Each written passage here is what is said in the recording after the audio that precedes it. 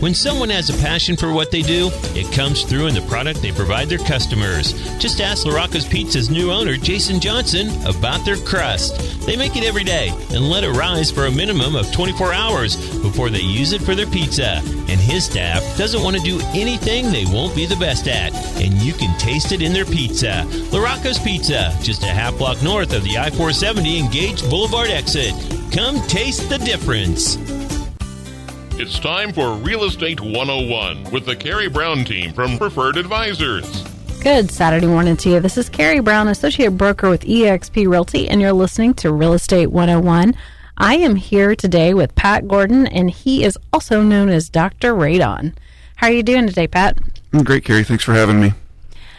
So he knows all things about radon.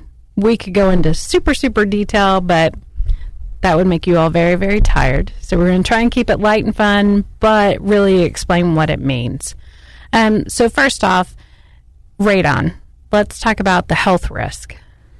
The health risk radon, the primary health risk, is lung cancer. There's approximately 20,000 lung cancer deaths per year that are attributed to radon. And that's per the EPA statistics and American Cancer Society. I know I've had sellers sell their house, and I had one in particular who had lung cancer and had not smoked in 40 years. And her radon came back really high. And I said, you may want to mention that to your doctor because it just seemed odd. And so anyway, mitigation. So there obviously are ways to mitigate it. Whenever we are in a contract negotiation phase, it's really a good plan to have that radon inspection done in the transaction because obviously it's something that can be negotiated. Otherwise, if you wait until after now, you're responsible for taking care of it. Pat, what is the average cost to mitigate for radon? The average cost, assuming a standard Topeka home or area home, will start at about $750 and go to about $1,000. Now, there are circumstances that can make that go considerably higher. It's just not common. Yeah, usually like multiple floors and really, really huge. And multiple floors and crawl spaces are the ones we see around here that can really drive the price up. Okay. And so when it comes to radon, obviously there are multiple areas that we see it. Some houses might not have any, and then the next house over may test at 25. Literally next door. Yeah. So what do you feel like causes that? Well, let's back up just a second. Radon is a radioactive gas that's colorless, odorless, tasteless, it's completely inert, and the only way you can find out if your home has it is to test for it. I'm assuming we'll probably get to have a test for that here in a few. Yeah. But radon enters the home through air contact with soil, whether that is through an open sump pump pit where the sump pump or where the drain tiles under the house are open, or just making its way through cracks or the seams in a basement floor. Those are the primary ways that we get radon in the house. Now, there's sometimes trace minerals in granite that can actually give off radon, but the most common ways are in basements or crawl spaces. Open dirt crawl spaces are another great example that the radon gets into the home. And we've actually seen where they've tested the downstairs and tested the kitchen because there is extensive granite, and the upstairs in the kitchen tested higher than the basement did. I've read about it. I've never seen it, so I'm not surprised. Yeah, it has happened in Topeka. Okay, so let's start with the beginning. We need to test it. And you don't just have to be under contract or in a real estate deal. Anyone can test their home. Absolutely. Anyone can test their home. The EPA recommends every 2 years, with a system or not, that the home be tested. There's several ways to do that. If you go on the KDHE website, Kansas Department of Health and Environment, there's a listing of everyone in Shawnee County and there's a listing of everyone in the state that is certified and licensed and insured. And you can call any radon professional that has a mitigation license, and they can come in and test with generally with like the radon boxes you've seen that I have, the meters that are electronic. That ranges anywhere from $100 to $150 or $75, and super accurate. The benefit for that, especially with real estate, is that the results are instant. I can turn on the hotspot, open my computer, and send that to a real estate agent instantly, and they can get that feedback to their buyers. Now, I'm sure there's probably people listening that aren't in a real estate transaction. They also can call us directly. We'll come out, set up that meter, and have results that day. The alternative to that is buying a home test kit.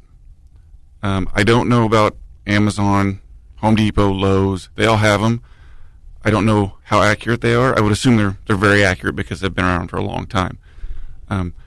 The Shawnee County Extension Office over on Western, behind the Expo Center, they sell them. And last I knew, you went in and buy it, and they tell you how to use it, how to correctly place it for the protocol. And once you're done with the testing, you package it up and you send it to a lab. They read it and send the results back. As you can imagine, that takes 7 to 10 days afterwards. The way they used to do it, if those results were high, you could go back in and they would give you a second one to verify the readings. And I think that's somewhere around $15 or less. So it's a great deal, and it lets you know very accurately what the radon levels are in the house. And I know whenever you came in and taught my agents, we were looking online, and there are some that you can just have in your home that you plug it in. It's always a continuous reading. Yes, I've seen those in places. The couple of times I have seen them, for the short time that my equipment was next to theirs, they were fairly accurate. They're accurate enough to get an idea. If you're really trying to get that real scientific Snapchat, if you're trying to get that really scientific snapshot, I recommend one of those charcoal or electric testers that actually pick up the radon, and then it goes to a lab, and they read the results there in the lab. So whenever we see a report, we see, well, you're the expert. You explain what we see whenever we get the report. All right. I use Sun Nuclear products, specifically the 1028, which is an advanced radon meter. Like I said, like you've seen on the reports, it has everything. I go in and get the home's age, the construction type, all that stuff. It all comes up on the report. But what everybody gets drawn to down there at the bottom is that picture of a graph. And I have a preset line on there at 4 picocuries per liter of air, which is just the standard method of reading, of quantifying radon in a home.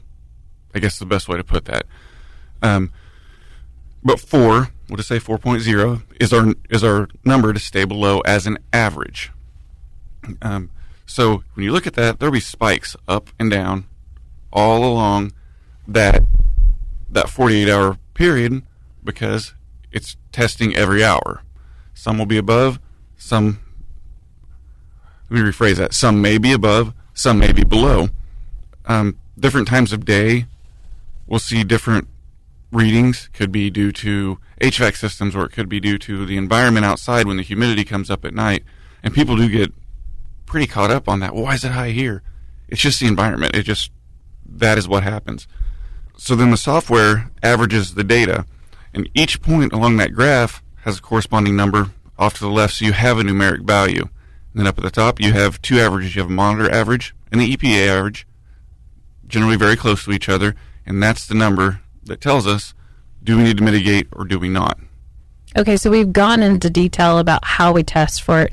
Let's really dig into what actually changes, what makes those rates go up. Up or down. Yeah, we did talk, we hit on atmospheric changes day and night with the changes in humidity. But what a lot of people don't understand, I've actually gotten calls about this. Oh, the radon level was low when I bought my home, and now it's high. What happened, or should I trust, was I taken by this radon inspector? Season by season, the indoor radon air levels will change, given mostly the state of the ground. when the ground is closed up, snow on it, very wet like it's been this spring, the radon can't just make its way up to the surface as easily as it can in, say, a normal Kansas summer where the ground is cracked and checked, or, some Kansas winters where it gets so dry that it can get out. Fall and spring, because they're wet, generally we can see higher radon levels indoors, whereas summer and winter, dry winters, the radon levels will drop because the soil gases can just make their way to the surface and dissipate into the air. Instead of, coming into those cracks in the walls and floors of the concrete or the sump pump pits and crawl spaces. So, while we did say we can have that change in 3 days, it's changing yearly. I mean, it is changing season by season, down to the hour by hour that we show with that graph. And so let's take into consideration we have a house, say it's winter, and nobody's living there. So it has been closed up, say 30 days, other than showing like people coming in and out. Do you see that being any kind of fluctuation? I mean, obviously you wouldn't have a base to go off of to the start, but would you think that would contribute to a higher reading? There's certainly a potential for it. In the radon testing protocol, it calls for closed house conditions. As lived, but closed house, meaning doors and windows closed, but if someone's living there, they're going in and out, they're carrying groceries in, a front door maybe open longer, garage doors open, and houses aren't perfectly airtight. There's a potential for a home that's been closed up like that to have a higher reading because, once a week, the front door opens and closes once or twice when folks go in and out to look at the home. So yeah, that absolutely could affect it. Okay, so we've hit on how to test for it, what can make it happen. I don't know that we really talked about where it comes from. I know we talked about what it is, but what is it exactly that makes it so toxic, and just where does it come from? What makes it toxic is it's radioactive. It's an alpha emitter, and that particular type of radiation is actually a particle, very, very tiny particle. When we breathe it in, it sticks to the lining of our lungs, and like anything radioactive, it's constantly giving off energy, trying to become stable. And with any radioactive matter that is dangerous, it can alter the DNA, is essentially the level that starts cancer causing. Where it comes from is naturally forming. Uranium is in the ground pretty much everywhere in the United States, and as uranium breaks down, gives off that energy, one thing it gives off is radon, and then it makes its way up through the ground and into our homes, or more hopefully around the homes, and dissipates in the air where it can be diluted and be less harmful. Which also goes to explain why one reading next door could be lower than the other or not show hardly anything, and then the one that we're testing, say it's been closed up, could be higher. Absolutely. Even not being closed up, I've tested next door in homes that wildly different in age, and while we generally consider the older homes to be less efficient, not as secure, tight of an air package, and the newer home actually testing higher than the older one. Could be construction, could be just literally the point that it is sitting on, geographically, that the radon's higher there. There's a lot of variables to it. Okay, so we're going to take a quick break for a word from our sponsors, and we'll be back to talk about how it's mitigated. Thanks for listening to Real Estate 101. Southwest Topeka has a good neighbor. State Farm agent Jim Garrison, now at 29th and Urish. If your current insurance situation has you going around in circles, get off the roundabout and stop in and meet Jim and his wonderfully efficient staff. Let Jim Garrison give you a quote and make the Garrison comparison. He's confident that with State Farm's competitive rates, the right coverage, and his unmatched service, you'll want to make him your new insurance agent. Like a good neighbor, State Farm is there, and Jim Garrison is there for you, northeast of the roundabout at 29th and Urish. When someone has a passion for what they do, it comes through in the product they provide their customers. Just ask LaRocco's Pizza's new owner, Jason Johnson, about their crust. They make it every day and let it rise for a minimum of 24 hours before they use it for their pizza. And his staff doesn't want to do anything they won't be the best at, and you can taste it in their pizza. LaRocco's Pizza, just a half block north of the I-470 and Gage Boulevard exit. Come taste the difference. Thanks for joining us again. This is Karey Brown, Associate Broker with eXp Realty, and you're listening to Real Estate 101. I am back with Pat Gordon, a.k.a. Dr. Radon. Thanks for joining me, Pat. Thanks for having me, Karey. Okay, so before the break, we talked about radon, what it is, and how we test for it. How often is radon really an issue for people? Nearly 1 out of every 15 homes has a radon level that the EPA considers to be elevated, which, like we said before, was 4 picocuries per liter of air or greater in the home, in the living space of the home. And I think it's also important to understand, and you're really going to want to go out to the website, but this doesn't just affect the house you're living in. We're talking commercial buildings. We're talking schools. I mean, it's everywhere. It's not just in your day-to-day home. But let's go into new construction, because obviously right now we're talking about real estate. How is that all coming into play? Radon-resistant new construction is being put into effect, as I understand it, slowly, but it's picking up steam across the nation. I know in Topeka, it's a requirement to build a new home. They have to have the radon-resistant new construction features, which basically are a gas permeable layer. If they don't have a sump pump, and sometimes if they do have a sump pump, they'll put plastic down underneath the foundation before they pour, and they'll put that same pipe that I would cut into an existing home. They put it in there. Has to be sealed PVC pipe, just the same as those of us doing existing homes, and then they route it through the home in a way that you can't see it with all the rest of the vent pipes. That goes up in through the attic, and then on the outside of the home, it looks like one of the systems that I would put in through the inside of a home that you would still be able to see with just a pipe sticking out.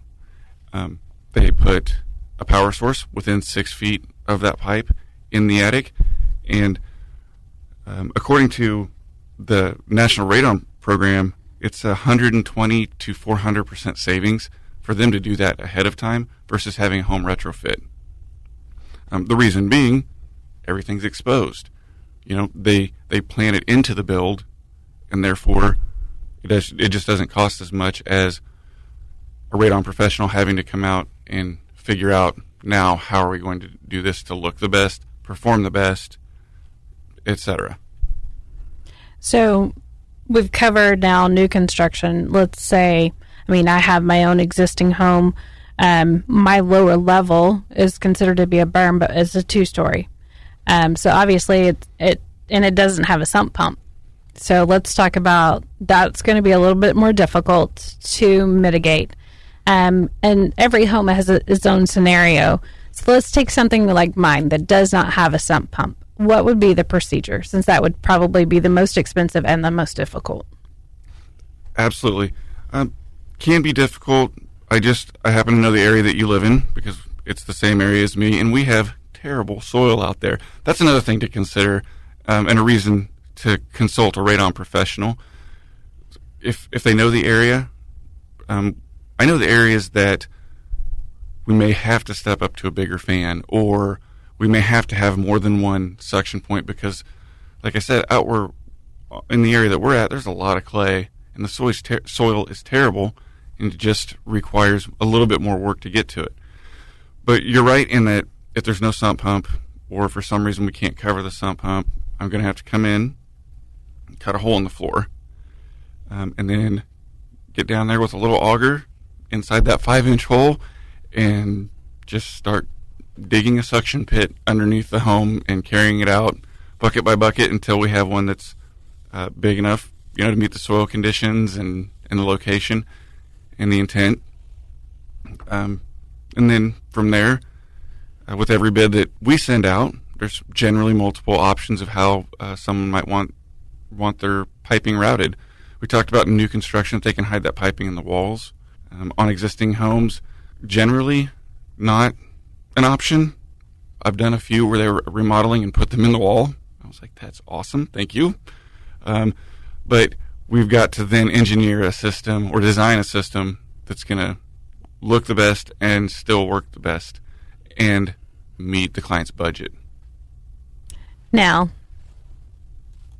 okay, so let's talk house that does have a sump pump. All right, on a house that does have a sump pump, we will cover the sump pump pit. If it is a pedestal-style pump, they make covers that will go over a pedestal pump, and then you've got a big R2D2 looking thing in there. But it's actually just as cost-effective to put in a new submersible pump as it is to buy one of those and install them. And then you also have the benefit of having a brand new pump with a warranty. So that's a sidebar, and a lot of times people don't understand it. Well, the sump pump works. Absolutely it does. And I can put this dome on it, but you're going to be ahead to have a new sump pump for the same price as what that dome costs to buy and install. So we're going to cover it. The RMS, or Residential Mitigation Standard, that all radon professionals are held to in Kansas, states that it has to be covered with a clear cover that can support the weight of a person. In my case, and I would imagine all cases, we use Lexan, 1/8-inch thick Lexan, because once it's down there and it's sealed down, it's not going anywhere and it can't shatter. We cover it up, and then just like the other one, if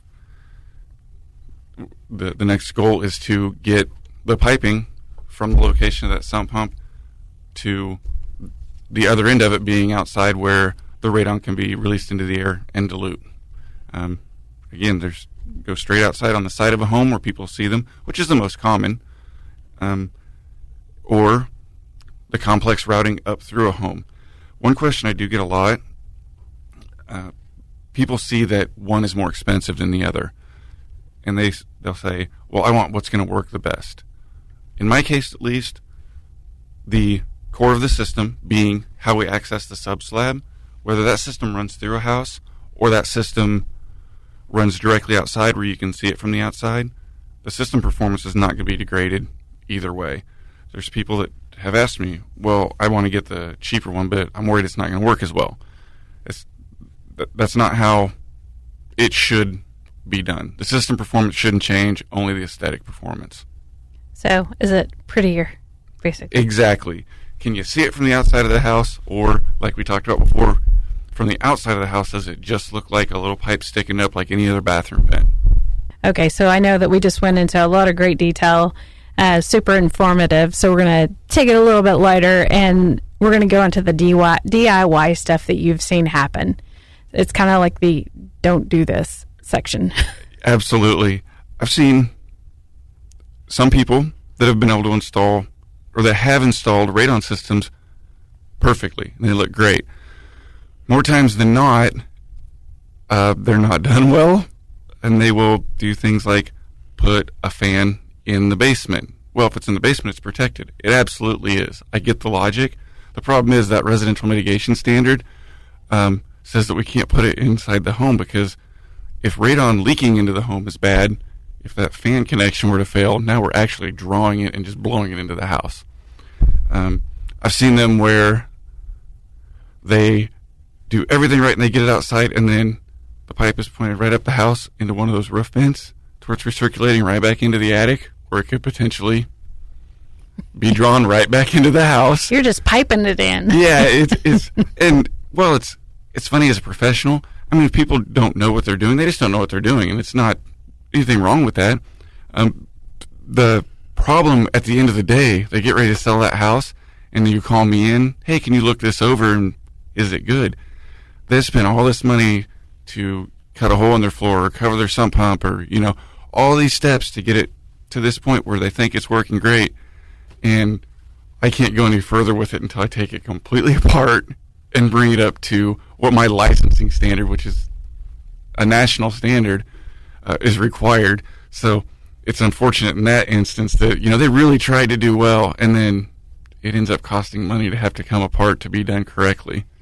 We've also seen it, and this is kind of it's funny but not funny, but they brought it out, and literally they stopped below. That was before they were piping it up out of the roof, and it was literally under a window. Yes, I remember that. I actually forgotten about that. It was blowing out like a dryer vent or like a modern furnace vent right underneath that bedroom window. Yeah, that's a big oops. Yeah, and that was with the fan in the basement again. Once again, they tried. It just did not meet what's required. So it was unfortunate. Sometimes saving money doesn't save you money. And with radon, if you do it wrong, it's not only not saving you money, it's actually causing a health hazard. So, yeah, potentially dangerous. Yeah, So if you don't know exactly what you're doing, or say, for instance, you want to do it yourself and maybe have someone come out and inspect it, I'm sure that there would be like a small trip fee or just a fee just to look it over and make sure it's appropriate and done right. But at the same time, it's like, okay, it's worth that to make sure that you're not just pumping it back into your house. Absolutely. Anybody has any questions, we'll get to my contact information at the end. I'm more than happy to help folks with that. Okay, so now the mitigation system's in. The question is always, how do I know that this thing is working? Absolutely.